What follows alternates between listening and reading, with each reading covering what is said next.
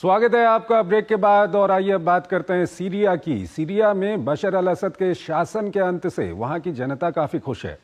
शुक्रवार को देश के अलग अलग हिस्सों में लोगों ने जुलूस निकालकर असद शासन के अंत का जश्न मनाया।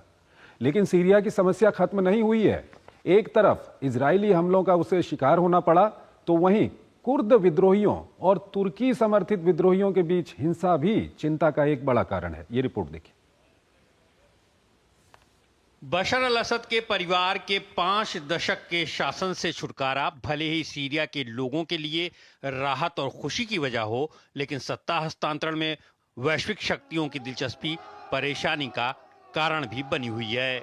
शुक्रवार को देश के अलग अलग हिस्सों में लोगों ने जुलूस निकालकर असद शासन के अंत का जश्न मनाया। राजधानी दमिश्क की उमैया मस्जिद में हजारों लोगों ने नए अंतरिम प्रधानमंत्री मोहम्मद अल बशीर के नेतृत्व में जुमे की नमाज अदा की।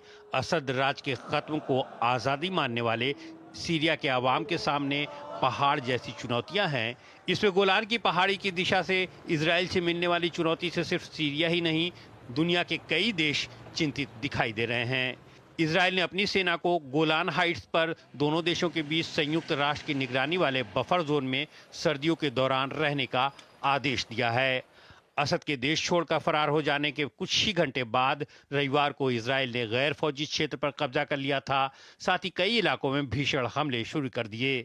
कथित रासायनिक हथियारों के भंडार से लेकर वायु रक्षा प्रतिष्ठानों को निशाना बनाया है, ताकि उन्हें विद्रोहियों के हाथ में जाने से बचाया जा सके। इजराइल का कहना है कि उसकी सीमा और बफर जोन में सैनिकों की तैनाती अस्थायी है और उस समय तक रहेगी जब तक 1974 युद्ध विराम समझौते के संदर्भ में सीरिया में सेना की स्थापना नहीं हो जाती और सीमा पर सुरक्षा की गारंटी नहीं मिल जाती।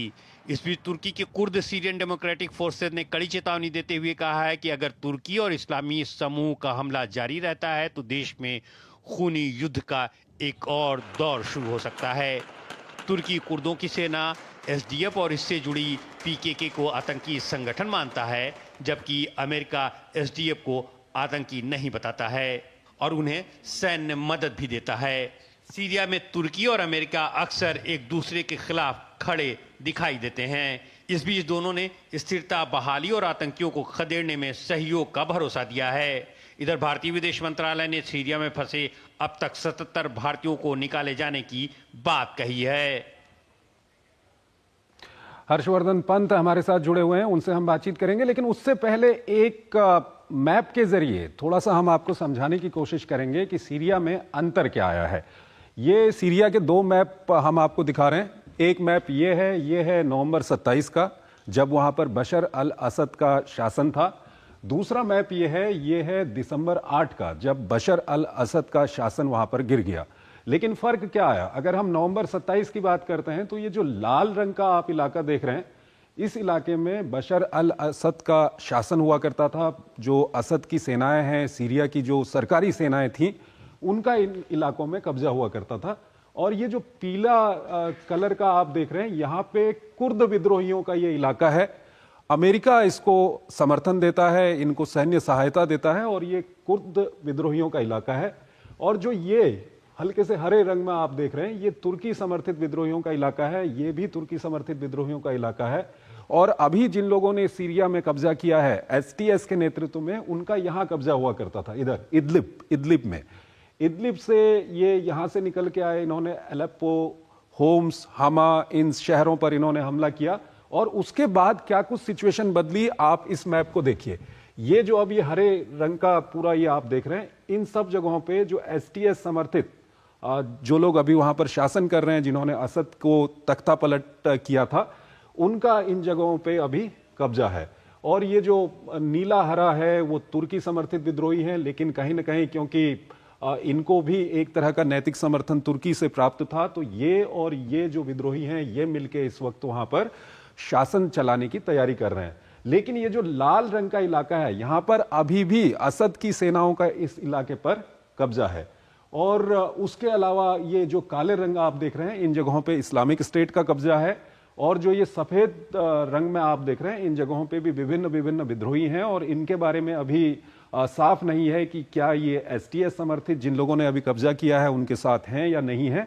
ये जो नीला कलर आप देख रहे हैं, ये गोलान हाइट का इलाका है, यहाँ इजराइल का कब्जा है और पहले भी यहाँ इजराइल का कब्जा था। लेकिन अभी क्या हुआ है कि इजराइल ने लगातार अपना कब्जा यहाँ पर बढ़ाया है। गोलान हाइट में जो बफर जोन हुआ करता था सीरिया और इजराइल के बीच में, उस बफर जोन को भी इजराइल ने अपने कब्जे में ले लिया है और ये तक इजराइल के ऊपर आरोप लगाए जा रहे हैं कि इजराइल इस बफर जोन से आगे बढ़ रहा है। और कई लोगों का तो ये भी कहना है कि इजराइल अब जो यहाँ दमिश्क है वहां से कुछ ही दूर पे है। हर्षवर्धन पंत हमारे साथ जुड़े हुए हैं, उनसे हम बातचीत करेंगे। हर्षवर्धन जी, अगर हम सीरिया की बात करें तो अभी वहां पर काफी खुशी का माहौल है। एसटीएस के नेतृत्व में जिन विद्रोहियों ने बशर अल असद के शासन का तख्ता पलट किया, वो लोग वहां पर जश्न मना रहे हैं, लेकिन चुनौतियां काफी हैं। क्या कुछ कहेंगे? जी बिल्कुल।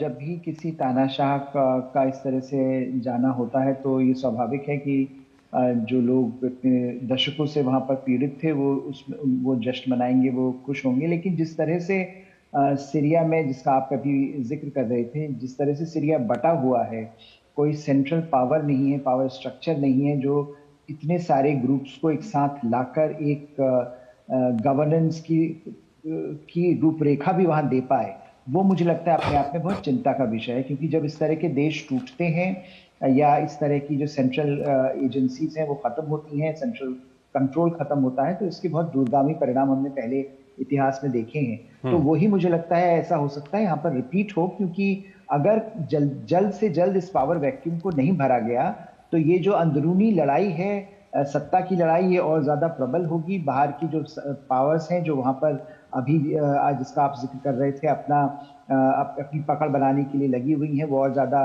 प्रखर तरीके से काम करेंगी और अंत में सीरिया एक फेल स्टेट के तौर पर बनता हुआ नजर आएगा। तो मुझे लगता है चुनौतियां बहुत ज्यादा हैं, बहुत गंभीर हैं। एक जो समस्या है वो और दिखती है कि जो कुर्दों का इलाका है और वहाँ पे जो कुर्द विद्रोही हैं, उनको तो अमेरिका का समर्थन रहा हुआ है लंबे समय से और अमेरिका उनको हथियार और दूसरी सहायता भी मुहैया कराता है। उनकी तुर्की समर्थित विद्रोहियों से नहीं बनती है, तुर्की से उनकी नहीं बनती है और वहाँ पर कई हिंसा की ऐसी घटनाएं हो रही हैं तुर्की समर्थित विद्रोहियों और कुर्दों के बीच में। ये कितना बड़ा चिंता का विषय है, क्योंकि तुर्की भी कहीं ना कहीं इस पर हस्तक्षेप करता है। जी बिल्कुल। और तुर्की ने तो हमेशा से सीरिया में बहुत एक इम्पोर्टेंट रोल प्ले किया। हमने देखा कि किस तरह से तुर्की पहले चाह रहा था कि कोई नेगोशिएटेड सेटलमेंट हो जाए, काफी पुश कर रहा था साथ को नेगोशिएट करने के लिए, लेकिन वो हो नहीं पाया। और अभी जब तक असद सत्ता में बने हुए थे तब तक दोनों तरफ के विद्रोही, चाहे वो तुर्की समर्थक हों या तुर्की के खिलाफ वाले विद्रोही हों, उनका एक मकसद था कि असद को हटाना है। अब जब असद चले गए हैं तब समस्या ये है कि तब दोनों ही तरफ से अपने अपने जो फंडामेंटल डिफरेंसेस हैं वो बाहर हैं। जो कुर्द जो विद्रोही हैं, उनका मकसद हमेशा से रहा है कि वो इंडिपेंडेंस चाहते हैं, वो नहीं चाहते टर्की में रहना, टर्की का किसी तरह से एंगेजमेंट करना। टर्की उनके लिए बहुत एक एग्जिस्टेंशियल चैलेंज है। और दूसरी तरफ टर्की के लिए भी कुर्द विद्रोही एक तरह से एग्जिस्टेंशियल चैलेंज है, क्योंकि अगर कुर्द सेपरेटिज्म और फैलता है तो वो टर्की को भी कहीं पर अंदरूनी तौर पर उसमें इफेक्ट करेगा। हर्षवर्धन जी, बहुत बहुत शुक्रिया आपका। आप हमारे इस कार्यक्रम में जुड़े और कई सारी महत्वपूर्ण जानकारियां आपने हमारे दर्शकों के सामने रखी। और इसी के साथ अपने इस